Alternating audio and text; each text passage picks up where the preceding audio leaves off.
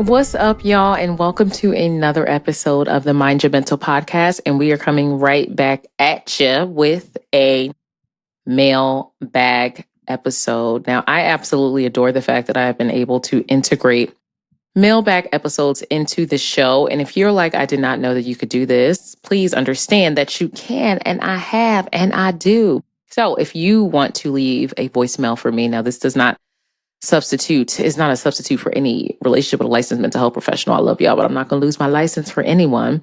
Please call 215-650-3962. Again, call 215-650-3962 if you have a question for next time. So we are going to jump right into it because I know y'all are busy and y'all got stuff to do. So let's play the first clip.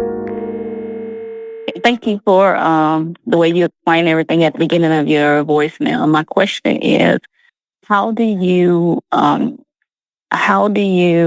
exhibit a love that you have never experienced before?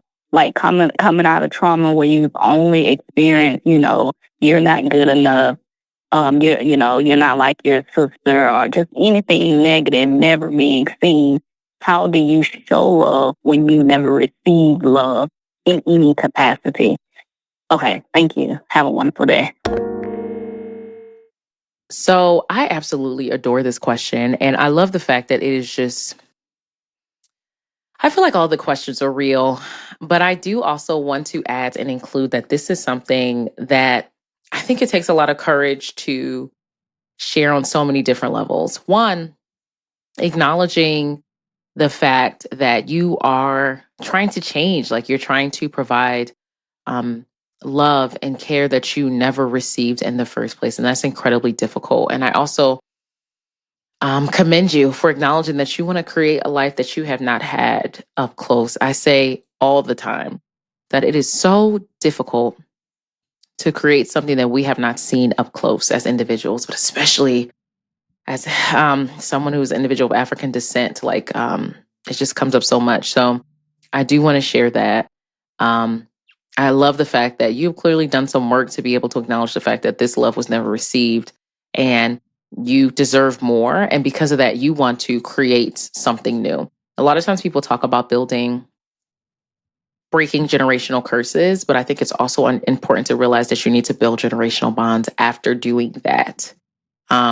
So acknowledging the love that wasn't received and deciding to make that love happen in the future is so important.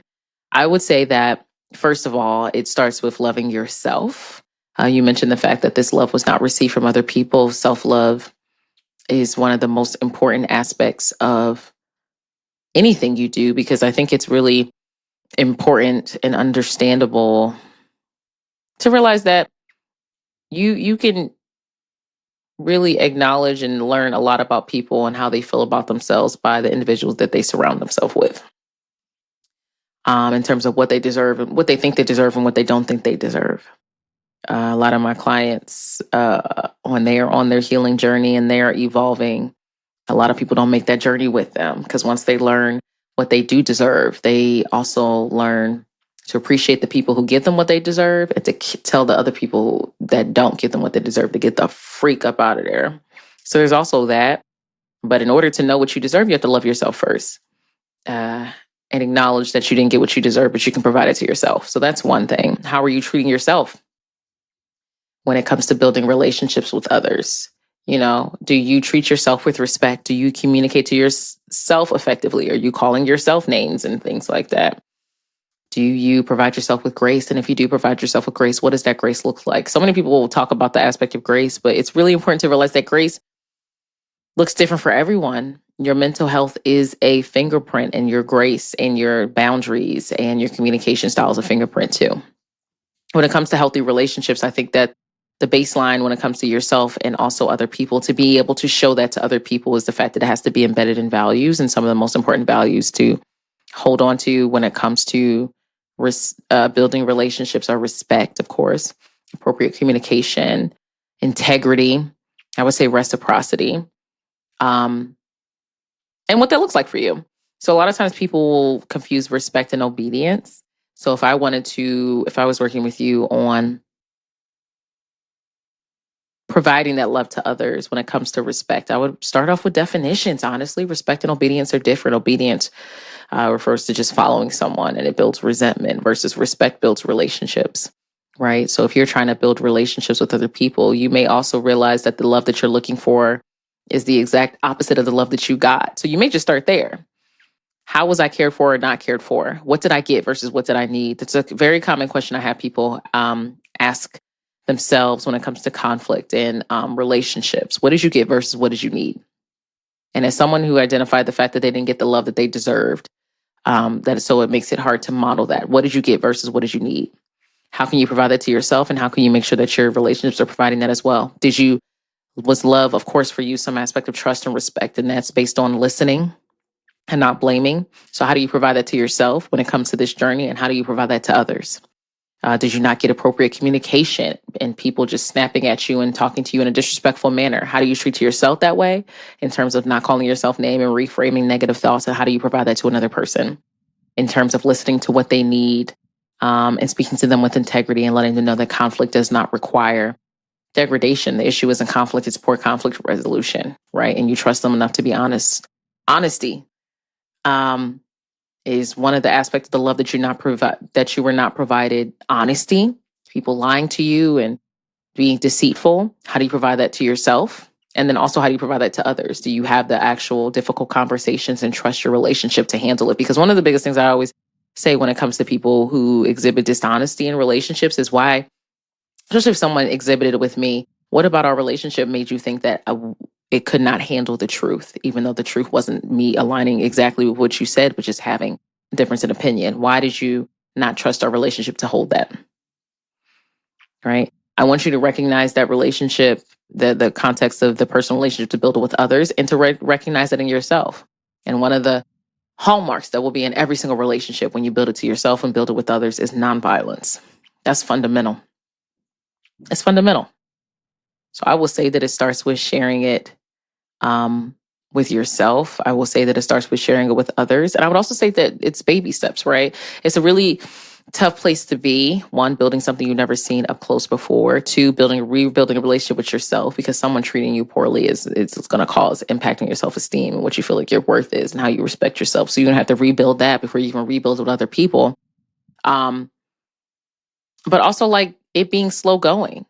When we're talking about trust and we're talking about relationships and we're talking about people who have been hurt before, because so many people have been hurt before, this whole thought process of, oh, everyone's been hurt before, so keep it moving. Even if I say that jokingly, the goal is to make new experiences to justify you trusting others. So when it comes down to it, you being hurt before, and having lack of trust for other people, which can make it difficult to build relationships with others, means that that's your experience. A lot of people feel as though, and rightfully so, the best indicator of new experience or new behavior is past behavior, right? So what you need to do, which is going to be tough, is you also need to build new experiences of trusting people to compete with the ones that you had of not trusting people. That's what you're going to need to do, right? And it doesn't have to be some big life-altering moment in every single second of the day. It can be asking for somebody to commit to checking in with you, and you realize that you can trust them based off of that. So you add on to that. It can be asking someone to go out with you, and then after they show that they can do that and that they listen to you, then that's a new experience of trusting someone. So you can build on that and build in that, because love and trust are inherent, right? I was on the Do Tell podcast with Nina Vossbrook, and she was like, what is love? And to me, love is safety and freedom. As someone who has a huge personality, my husband has never felt the need or attempted to try to shrink me. And that's love. The safety that I feel. Without safety and without freedom, love cannot exist. Right? And that's built on trust and appropriate communication, but it's also built on experiences. So one of the biggest things is when you're talking about showing that love to other people, provide the experiences to be able to show that love, that respect, that honesty, that trust, that listening, that commitment. But it starts with you. And I think it's also appropriate and perfectly okay to share the fact that you struggle with that and communicate openly about the struggle to show love, and asking the other person, like, what does it mean to you? Like, in terms of, this relationship is important to me, this friendship, this romantic relationship, all of this collegial relationship, this, because when we talk about relationships, it doesn't automatically mean love of romantic. It can be love of a friend, love of a family member. What does that mean to you? How would you know that I cared about you and showed love for you?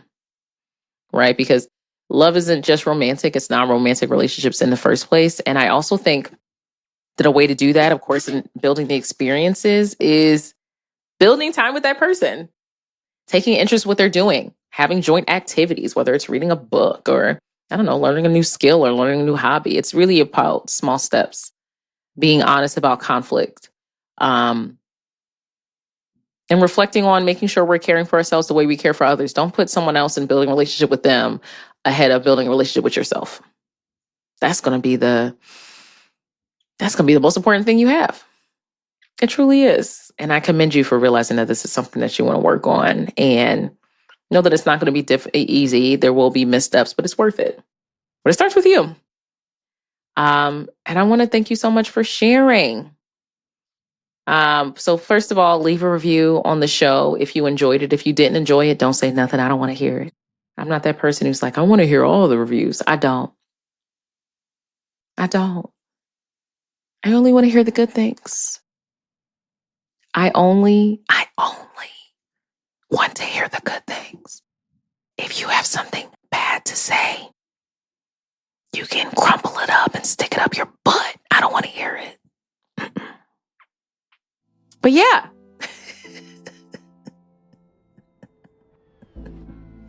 That's it for this one. That is it for this episode of the Mind Your Mental podcast. If you love this format, let me know. Leave a review, share it, and don't forget the number. It's 215. Shout out to Philly. 215-650-3962. That's 215-650-3962. If you have a question for next time, thank you so much for tuning in. Loving this season. Loving to diving into more conversation and you guys getting more time with me. Thank you for being here. And remember to be kind to yourselves. 2 steps forward and 1 step back is still 1 step forward.